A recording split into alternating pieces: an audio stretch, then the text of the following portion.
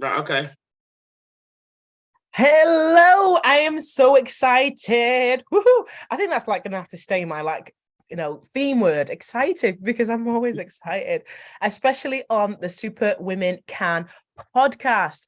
I am excited, delighted, effused because I've got an amazing individual woman who joined today. And Millicent Henry has joined the Super Women Can podcast.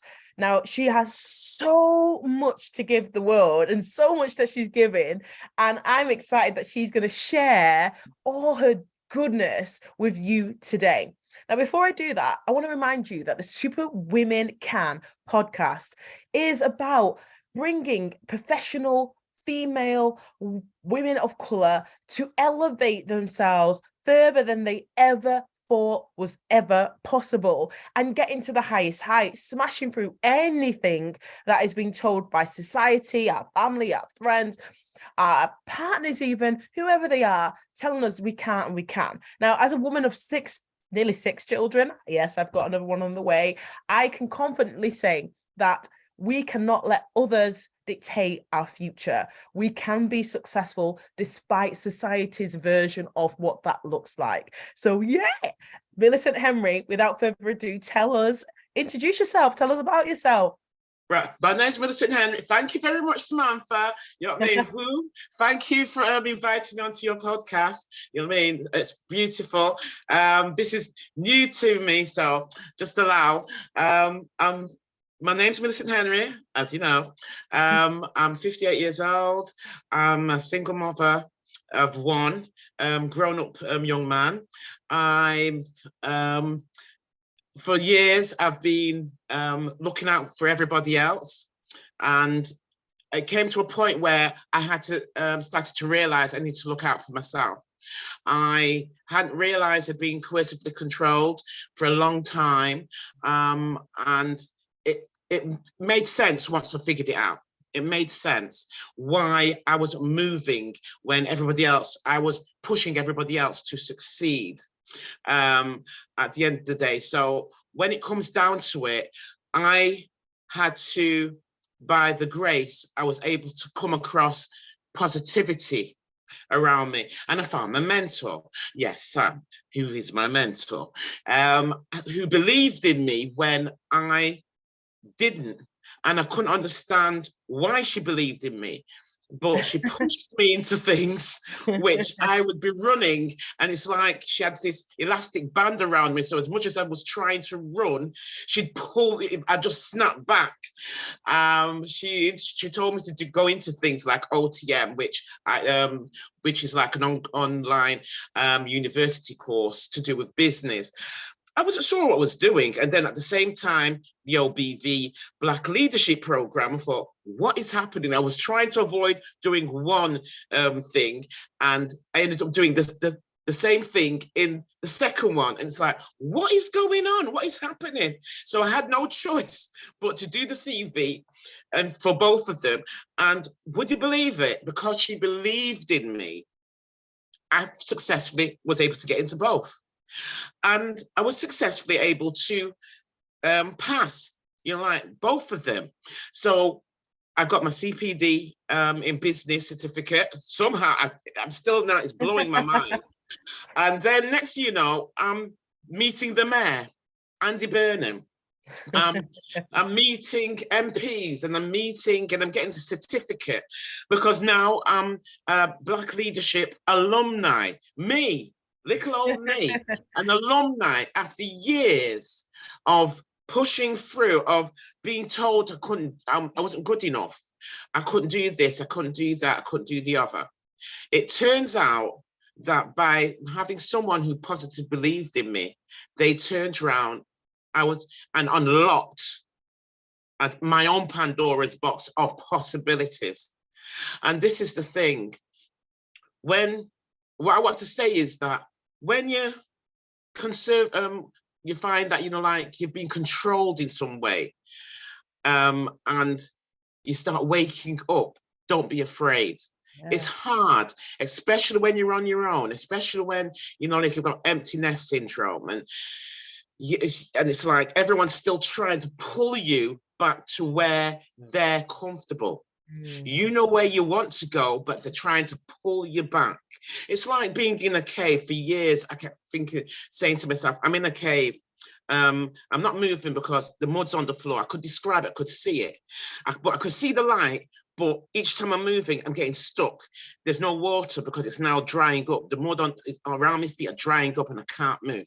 And then when I can move and I'm just about to hit the light, I'm pulled back. And that's describing people who are around you, who you've accidentally enabled to see you as only being capable of looking out for them and not for yourself, like a donkey. You know what I mean? That at the end of the day, the burden is put on you all the time. The blame is put on you all the time. You've got to carry this, you've got to carry that load, and they're walking beside you, enjoying life, and you're in the dumps. You're getting slower and slower and backing up as they're going forward. And as soon as you stop being the donkey, offload, you know what I mean? You'll be trotting ahead of them, but they'll be trying to pull you back, rein you back. But when I'm describing, it's like you're moving forward, you're evolving. You've got a foot on the path and you're moving forward, but they're trying to rein you back by either being verbally abusive, physically abusive, putting you down, trying to, you get a high. Next, they're putting you down. When I've successfully got through the OBV and Black Leadership Program and the OTM online university program, when I went to, certain members or friends and whatnot, I'd be getting, all right, it's like, what? It's yay! Well done. So yeah, I'm gonna just pause because you've given you a really big introduction and you've given loads of nuggets. So I want to just kind of break it down for those who are listening or watching. So Millicent, I have been coaching you for about 12 months. And I wanted to start by saying that the first thing is you said, because I believed in you. No, what's really taken place is you believed in you. You believed in you. And because you believed in you, you have been able to really elevate yourself further than you even thought was possible. And that's what's taken place.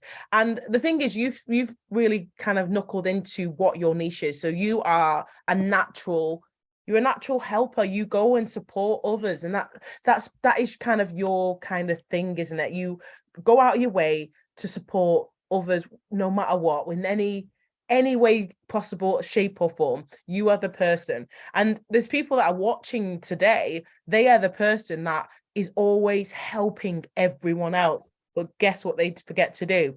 Help themselves.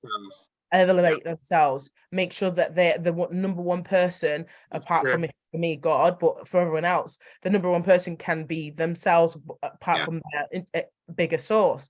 So you have realized that you have basically done a lot and given a lot and haven't received a lot back. You didn't get or get anything back or what you needed to kind of elevate you. So this year, you mentioned a couple of things. I'm going to just repeat because a few people may not know what they are. So this year you have skyrocketed, and I don't even know that you understand. I know you do, but externally, not everyone will really understand how much you have skyrocketed. So even to the point of one of the things that you've done is you've done a course, OTM, which is Lisa Johnson's OTM, which is one-to-many course, where you have got building passive income into your business, and you focus on social enterprise because that's what you're good at, and you focus on what kind of impacted you, which was cohesive control. And then you've gone and done other things, leadership and community things in and around to support you. You're basically doing what you've always done, but now you're doing it with your full power back. You have given back, you've taken back your power basically. And instead of everyone else, it's now, well, what can I do to elevate myself and others? And it's going to be that way. So you kind of introduce yourself. You mentioned that you're a single mum. You mentioned your age. You don't look your age, by the way. You look amazing. Thank you. But I know what you said. You were talking about your setbacks, your triumphs, and you're kind of giving some tips. So if your setbacks were that you had a lot of people just not seeing you for who you really are. Yeah. And do you want to talk a little bit more about that? Yeah, for the longest time, I've always been there. You could call it loyal. And loyalty comes with putting up with their comments, overhearing what they really think of you and whatnot. But because you believe in a project or an organization, what like you're doing, or what you the person that you're around, you put up with it because if you believe it'll get better. You know what I mean? Or you deserve it because you've been taught. It's like you're being taught that's what you deserve because it was your mix up. At the same time, what I didn't say is that I found that I was dyslexic at 50. I couldn't understand what it answered a lot of questions. I've always been lonely. I've realized on the mindset journey, come to realize I've always been lonely. Back in the 60s, Black people didn't have childcare. So they depend on spinsters to look after the children while they went out to work.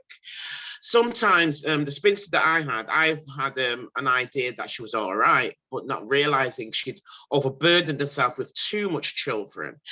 I remember a faint memory of being brought upstairs to an attic type room. It was dark, filled with things around, but I was just laid on the bed and I was always left there on my own for hours on end. And that's where, and slowly but surely, my imagination started to grow. Through my imagination, it kept me sane. Even though I was a toddler, I still remember that. Only once did I have somebody else, another child my age, placed in that room, but that child went earlier. The person came, the mother came and picked them up earlier. And so again, I was alone for hours on end.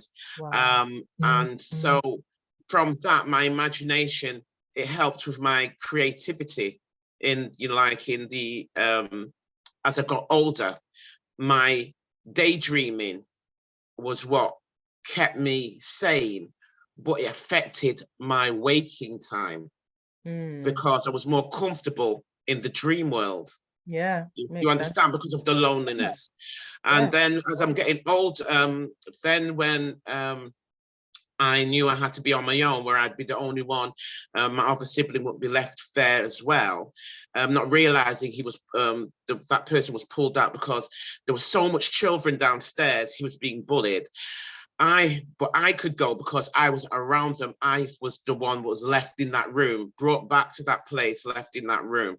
And that affected me without me realizing it throughout life, because as it became like 7, 8, I'd go out and there'd be nobody out on the street. So again, I'm lonely. I've got to be looking around to see what else I can do because everybody's older than me. So everyone's disappeared. My school was too far away. So I'd go to school, I'd have friends, but everybody was around on the council estate, but our parents was 100 yards down the road. So I'd have to cross busy roads just to go and play, but no one would walk me home. So again, I'm lonely walking home. And so, but I'm there for them. And that's how it continued in life, like being there for others in the hope that they'll be there for me. I only had maybe 1 or 2 that, like I could actually say that they actually come and visit me. I don't have to go and do that. But as time went on, I couldn't understand why family wasn't around me. And that was being coercively controlled without realizing what was happening within the family.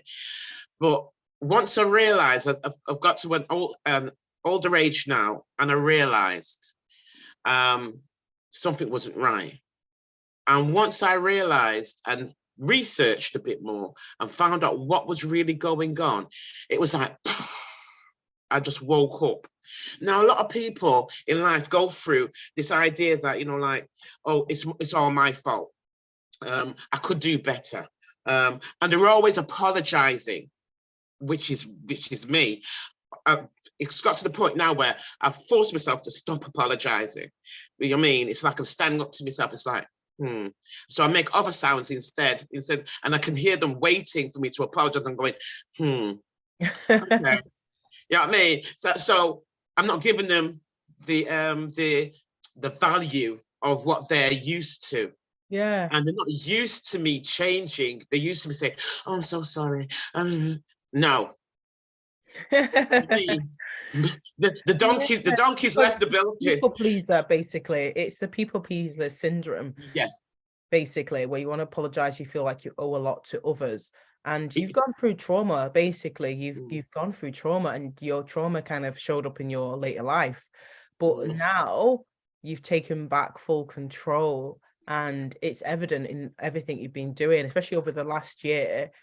So I'm so proud I of the think last year. I'm so proud Thank of you, everything people. you've achieved. You've I think you've only just said a couple of things, but you have set up your own social enterprise. You've got a significant amount of funding just by instantaneously by applying to support that.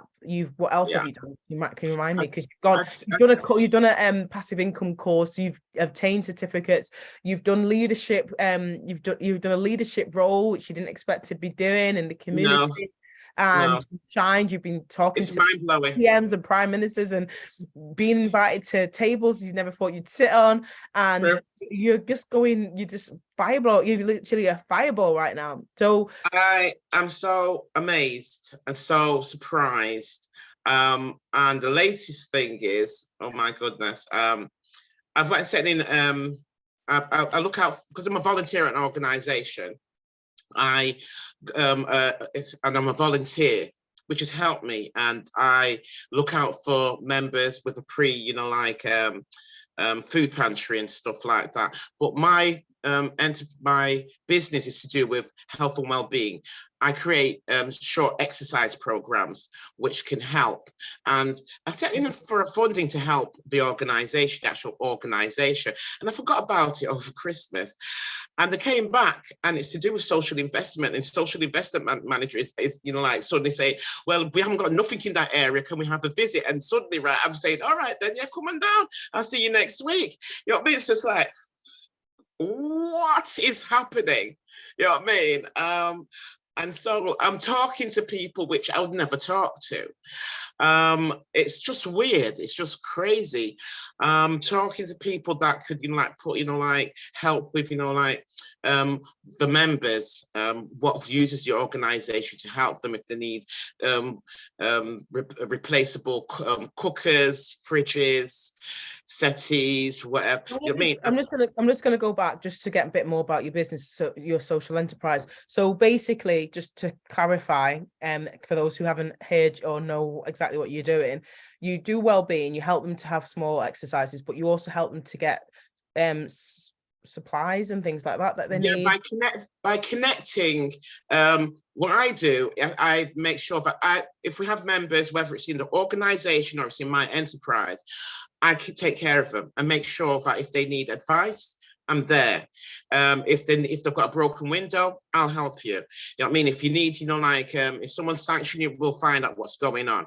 If you need, help, with top ups or anything, we're there. We'll look after. It's like a rounded thing, and that's what we always do within the organisation. And if I was doing a project, you know what I mean? So these are for this individuals who potentially from disadvantaged backgrounds. So just to Yeah. make it very clear, so when you're saying broken windows, someone could have actually had a broken window from things that have gone on in their area because of the community they live in. And you're saying sanctions, just to make it very clear for those who've never come across that. Sanctions in terms of, is that benefit sanctions? What sanctions is that? It's like benefit sanctions, but it's like if they've had a broken window and they're beating their head against a brick wall, trying to get someone to fix it, and the cold's coming in. I can get on the phone and say, right, this needs doing. You know what I mean? I'm like a dog with a bone when it comes to that. I'll if you want me to fight I will fight for you, and I'll get something done. I'm not just patting myself on the back. I've surprised myself that I've got that capability, because I don't usually talk this way. For some reason, I end up talking Lancashire from Leeds, like I've come from Yorkshire. And it's like a mixture of something, and I'm saying nay and yay. You know what I mean? You know what I mean? El Sivi, El Savi. It's like, what is happening? You know what I mean? So I know how to speak. And that's from, I don't think anyone knows about Norweb. Before everything went crazy, looked after all the energy supplies, and Norweb taught us about customer care. We hated it. I tell you this now, the whole staff hated it, but it's lasted a lifetime of training.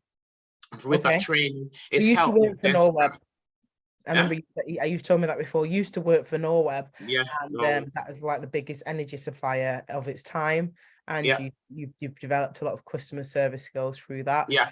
So you mentioned top-ups as well, people who have top-ups, and that is like electricity and gas top-ups. Instead of you having a bill, they'll have a key card or a dock thing to help them. And if it runs out, it runs out. I'm from a disadvantaged background myself, so I know what that's like. And not having heating for a week in the really bitter cold months like it is now, and not having funds, not having money, not having any way of getting that, and you're the person that will make sure that that person doesn't go without. So you are a true advocate in your community. You are there, that person that most people need, especially from disadvantaged backgrounds. I'm just saying this because there may be people who don't know these terms that you've mentioned. A lot of people don't know that they can talk to the money has been given by the government to the suppliers. Sometimes they don't know how to talk, and it can be embarrassing. Just like going to a food bank or a food pantry, it's embarrassing to and it's so at times degrading to be to go and ask. But I could phone up, for them and speak to them and says, right, this person needs, like gas, electric. They haven't got this, they haven't got that. And you can get money from them. Okay, you got to pay £3 something or maybe a week back, but at least you've got gas and electric on. Yeah. At the end of the day, when it comes down to it, it's just being supportive for them. I'm being supportive in a positive sense now. Whereas before I'd be supportive, but it's like I'm being used, not listened to. So I could be there and I'd be listening to somebody on the phone. They might call me up 3 o'clock in the morning, they're down and whatnot. But if I start talking, but if I start talking to them about my problems, because it's connecting, they'll go quiet and it's like they'll continue from where they left off. Yeah. So I don't do that anymore. So it's like, and I stopped them, whereas before I'd ignore it. I'd go, hang on a minute, I've just said something to you and you've just ignored me and continued to where you left off. And I see their expression. It's like, all right, and I forced them to answer me. If you want me to, I'm not going to be just there for you. You know what I mean? And it's the changes that you start changing within yourself. You can see it, but then it's the fear of, well, if you come out of that pod, what's going to be there for you? And it's finding that strength to say, do you know what? I can stand on my own. I'll turn on my Netflix. I'll turn on something to watch. You know what I mean? I don't have to be around you. I've got my own tea. I've got my own drink. You know what I mean? You can stay there, but because at the end of the day, you stay strong for yourself. That's when they'll try to creep back and go, are you coming out? Are you doing this? It's like, and you do it under your terms. You understand?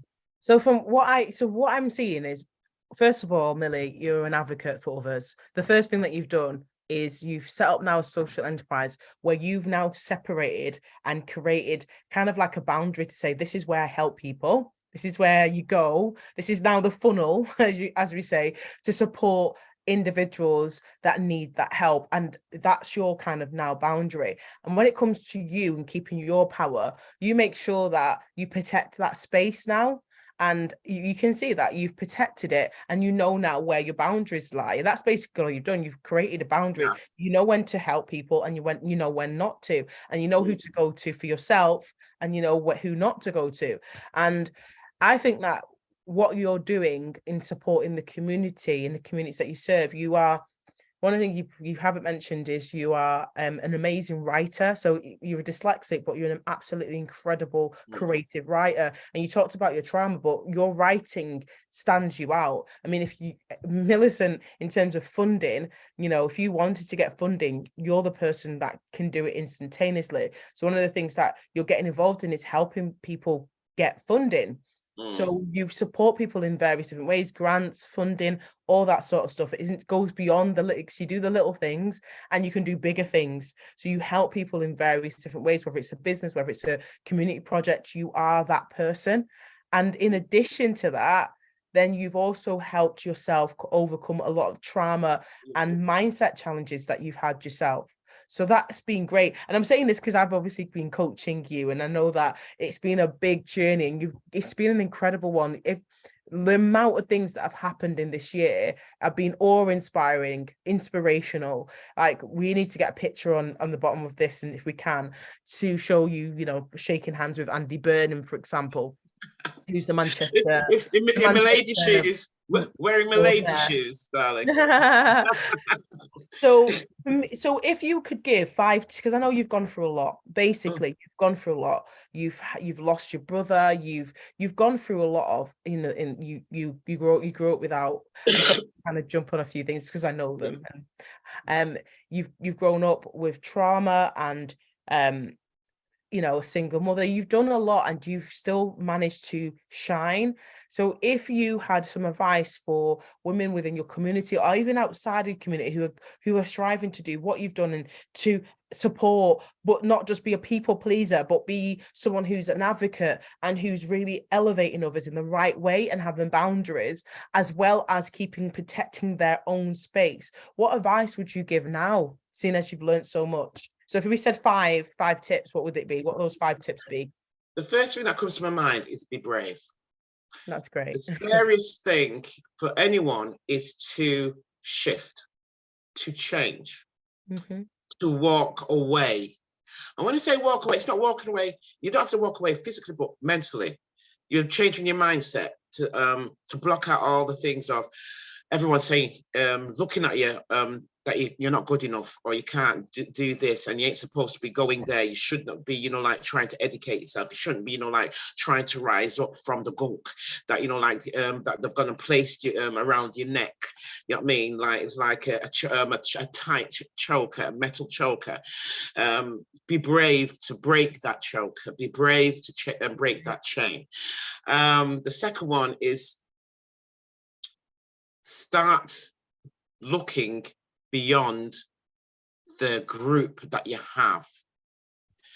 Because the group that you have, you might want to go and be friends with someone, but the group that you have might be saying, why are you going around with that person? And making noises and stopping you, but you'll find yourself looking at that person to want to go over, take that chance and go over, do something different.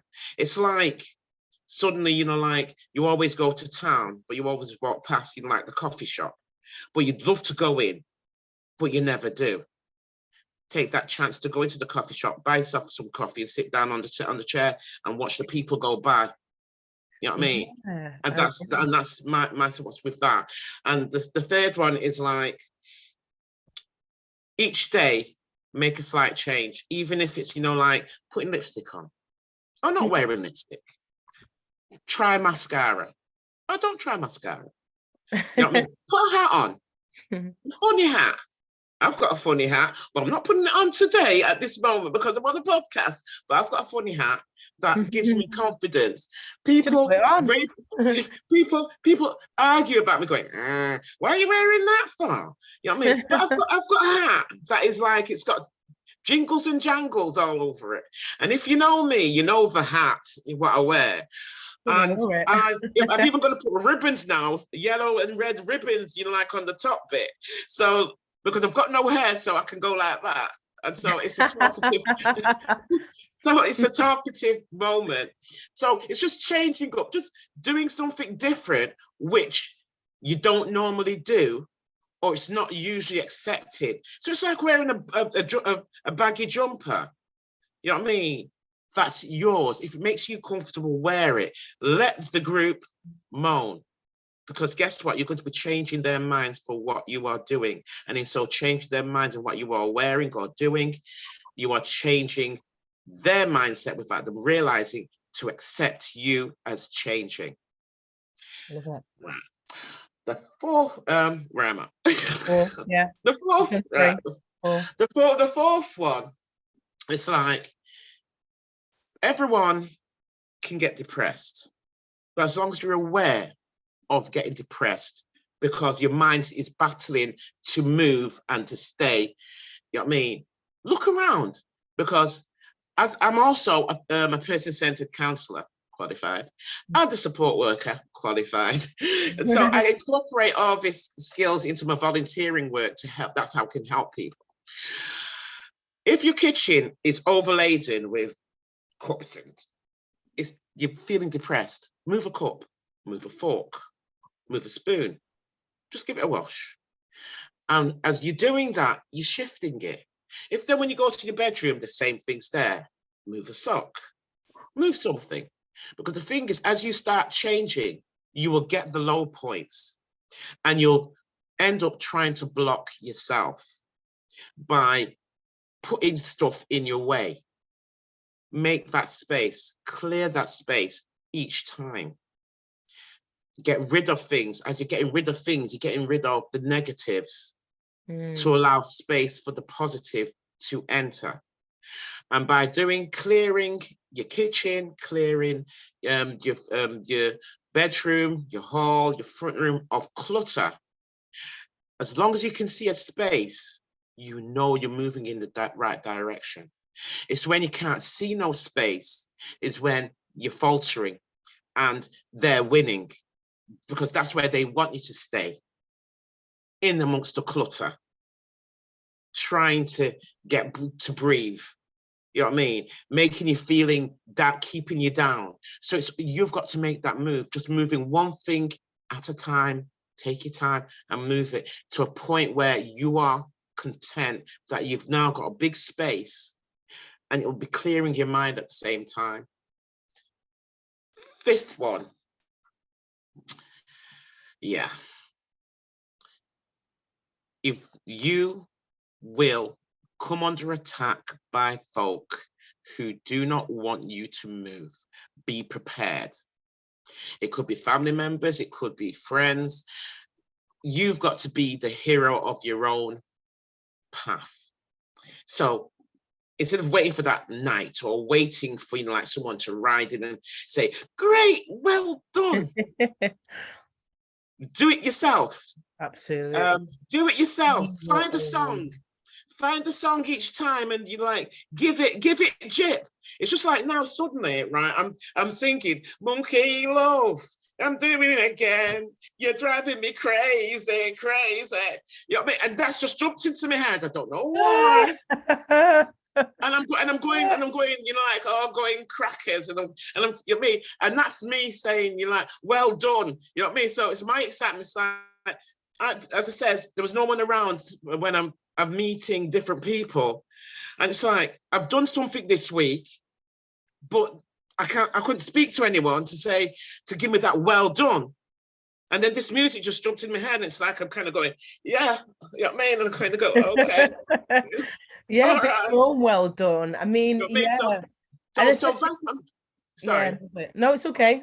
That's what I'm saying. You know what I mean? Be the champion of yourself.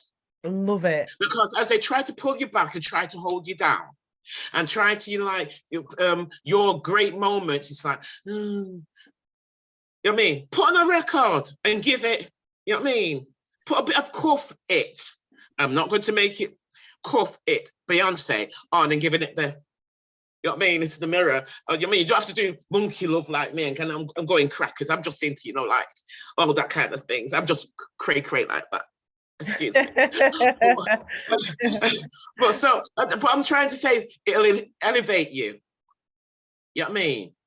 You be a champion of yourself and let those people who don't want you to be that happy catch up to you. I absolutely agree. You know what I mean? Don't wait for them, because if you wait for them, you're going to go back to where they are comfortable and you're going to be the only one unhappy. Move, keep moving. You know what I mean? So at the end of the day, you're kind of going like that. Look at me at this age, like, you know what I mean? Giving it swingings. You know what I mean? Giving it swingings, kind of go like that. So you're cheering yourself. So it's like, how can I put it? You're in the Roman arena and everyone's cheering for the lion. It's like, hang on a minute. You know what I mean? Who am I? You know what I mean? What am I? Meat. Okay, yeah, I'm a bit of meat. But guess what? You know what I mean? You do something to attract the attention to where the crowd goes to you. Leaving the lion alone, you like to just lie down and sleep. Because the thing is, when it comes down to it, fun and joke apart, you need to do you. And that is the hardest thing to do, because there's always something out there trying to grab you back.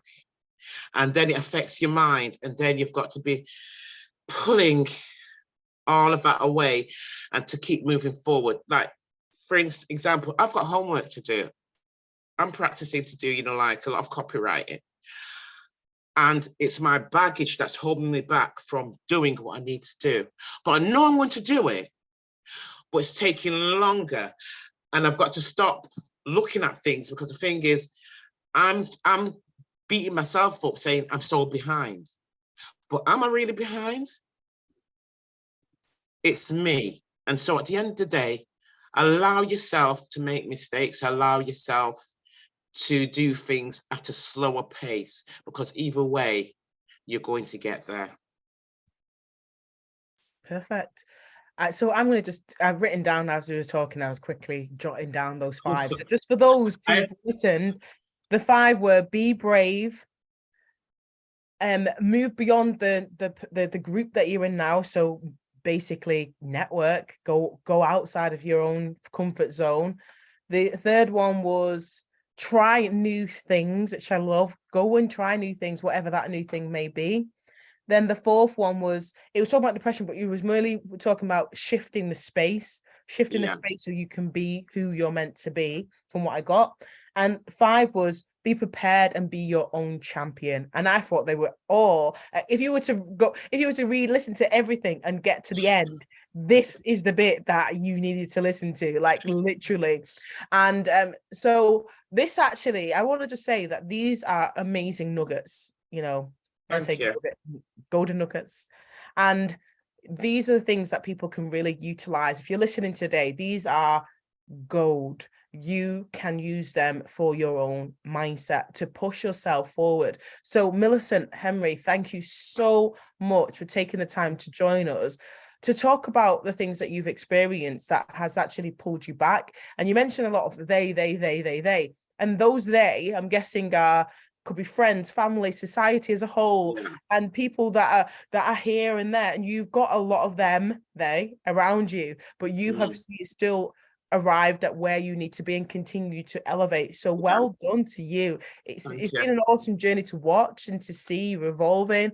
And if to be honest with you, I don't even need to ask this question, but the final question, I really just want to just kind of gauge where you're going to be soon. So tell me, just if you were to push yourself back into like another 2 years, what would you say to yourself? Like 2 years time, just 2 years from now. Think about where you'd be. Think about where you'd be, and just give yourself one word that you would say to keep yourself going for 2 years. So picture yourself wherever you're going to be next in 2 years, and then tell yourself now what that word would be. Well, in 2 years, I hope to be able to be helping small organizations, mainly BAME organizations that's fallen through the cracks, to get funding. At the same time, helping like people with going through coercive control or gaslighting to be able to achieve their goals, because it's remapping of the mind with someone who's coercive controlled, like myself, to move on and to see what qualities they really have hidden, and that's by surrounding yourself or finding someone that actually believes and listens to what you've got to say. So really, I'd be saying myself, wow, 2 years time, well done, wow, you know what I mean? Look how far you've come. You never thought you'd get here. And I suppose that goes back to your first one: be brave, believe in yourself. So thank you.